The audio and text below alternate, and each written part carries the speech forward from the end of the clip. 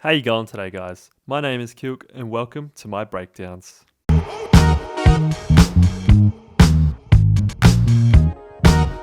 Today, I want to discuss some of the insane fundies shown by 100 Thieves on their first map, Pearl, against FNATIC, especially on their defensive half, and hopefully something that you can take into your ranked games. The discipline, the teamwork, and the utility usage were outstanding, and that allowed them to take their opponent's map pick. So without further ado, let's get into it. Starting off with pistol round, and 100 Thieves have 4 people towards A and 1 in B.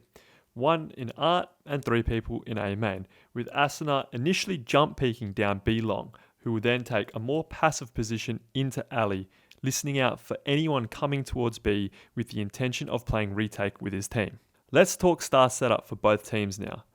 FNATIC have this forward star with the intention of recalling it for the fake smoke, and that allows Mystic just enough time to pop flash out of it. 100 Thieves have 2 of their own, 1 to smoke, and in this case, 1 to use the grab well to section off any members of FNATIC who are a little bit behind. The haunt from 100 Thieves actually lands and Enzo gets sectioned off by the grab well. Mystic tries to pop flash out, however 100 Thieves swing with 3 and they're able to get the first pick.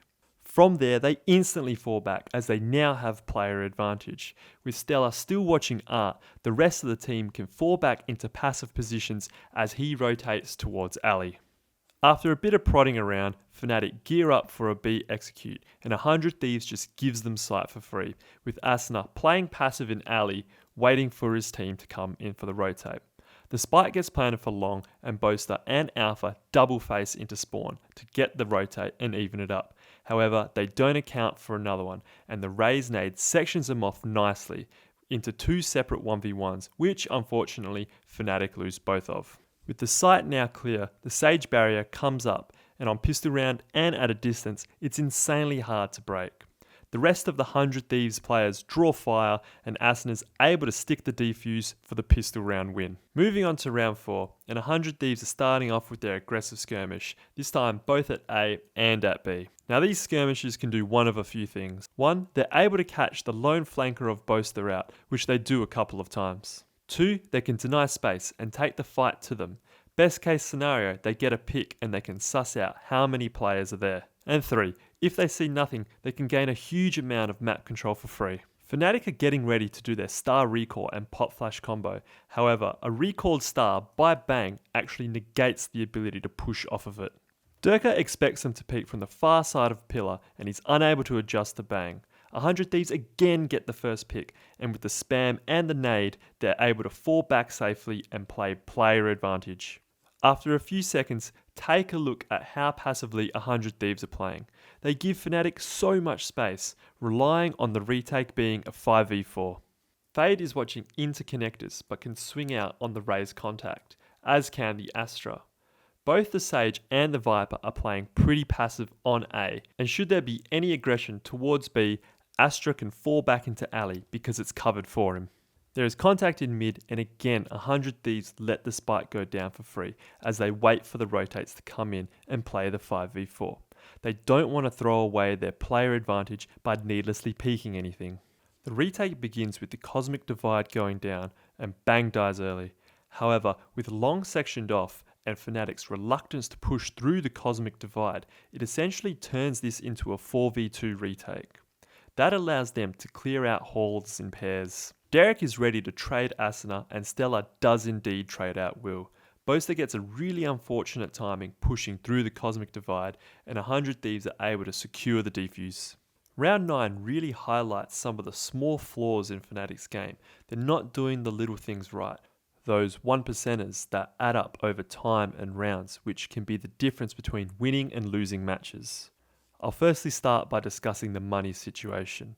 FNATIC won the previous round with 3 members surviving, and Will on 100 Thieves saved his Phantom. Given the money, FNATIC know that 100 Thieves are more than likely going to eco, which means shotguns, marshals, or sheriffs. Enzo is maxed, and both Boaster and Mystic have an awesome bank. All 3 of them should have bought full shields, because now a shotgun can rip through you or a sheriff can one-tap you from distance. Also, if you're at max cash or about to max, buy your teammates guns. Enzo is literally throwing away credits. If Fnatic had won this round, which in theory they should have, Enzo would have lost out on an extra 3k plus any spike and kill credits.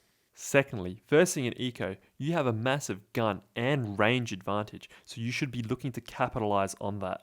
Take the longer range scraps, knowing that with full armor, you won't be able to get Huandiged, and if they don't want to peek you and give you so much free space, then that's fantastic for you as well. And third, quite often on eco rounds, you're likely to encounter some funny business or cheese plays. Playing together ensures you're able to trade out, but also if someone gets picked, you're able to recover the rifle. You don't want to give them a chance to come back in the round. Playing as a 3-2 split, or sometimes even just 5-manning, can quite effectively secure the round for you. Just make sure you clear out the close corners with your util first. You don't need to get cute with trap plays or lurk plays, you have such a massive advantage already. As played, however, Will and Asuna pair up in mid and they're able to get the opening frag, and they instantly dip out into safety. They once again have player advantage, and they're more than happy to give up the space they've just created in order to keep that advantage. 100Thieves had a 4-stack over towards B, and Fnatic decides to pivot towards A with Boaster lurking up through sewers. Unfortunately for him, he catches an absolutely heinous timing and gives a rifle over towards 100Thieves. Asuna hears Fnatic coming towards A, and after a slow orb, he backs off and gives them a sight for free. In a 5v3 with 2 rifles, you have such a massive advantage. 100Thieves group up and the retake's about to begin. Will pops his ult and Durka and Enzo are on literally opposite wavelengths, and Enzo eats a showstopper to the face. From there, it's a flawless eco round from 100Thieves. Round 10, and again, 100Thieves use this 3-person skirmish to push up A main and take space, with the remaining 2 players playing pretty passive. Fnatic have a lot of presence up mid, and they start to apply pressure to Stella, who's playing in connector, but they don't over-aggress because they don't have any information on where the other players are. Bang recalls his star that was in A main, and that baits Boaster into being in no man's land, and he gets picked off. And once again, as soon as they get the pick, they back off and play numbers advantage. These little skirmishes are seriously punishing the lurk plays from Fnatic. Fnatic end up grouping around Art, and off the haunt, Will peeks, but he gets taken out. Stella is still around connector, and he shoulder peeks and confirms that Fnatic are still there, and he falls back and plays a bit more of a passive position.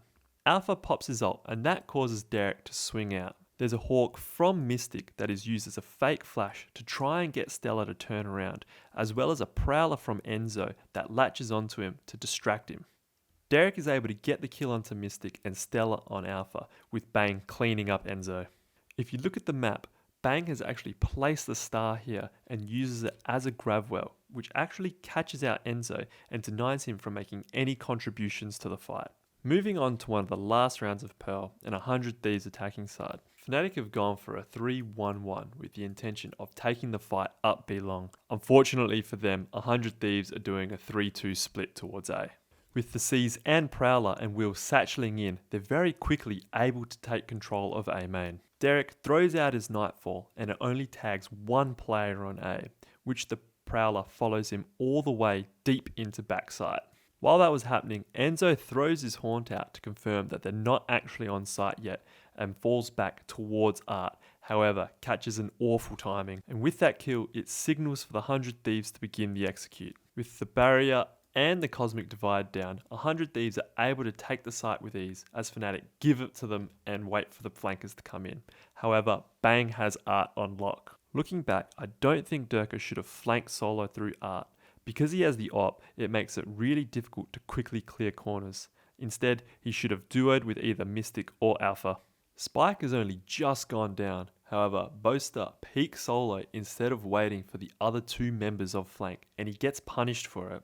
Now it's left in a near impossible 5v2 retake, and unfortunately the members of Fnatic are just out of sync with each other. Alpha runs in while Mystic is in his Trailblazer, and 100Thieves bring it to match point where they eventually close out the game. Fnatic ran the half shield strat every buy round and even against ecos. As mentioned before, they're completely throwing away the range advantage they have versing Sheriffs, and the amount of chip damage that 100Thieves have in the form of Razor-Nades and Viper Snakebites is insane. The decay from Fade instantly knocks out a flat 75 health, putting you at a measly 50, which is not fantastic when you're facing a set play. Also, 100 Thieves often do run Phantoms, with sometimes running up to 4 Phantoms, which brings them into one-shot kill territory up to 30 meters, or 1 health beyond that. And with the amount of spam at your disposal, you won't often have the full 125 health.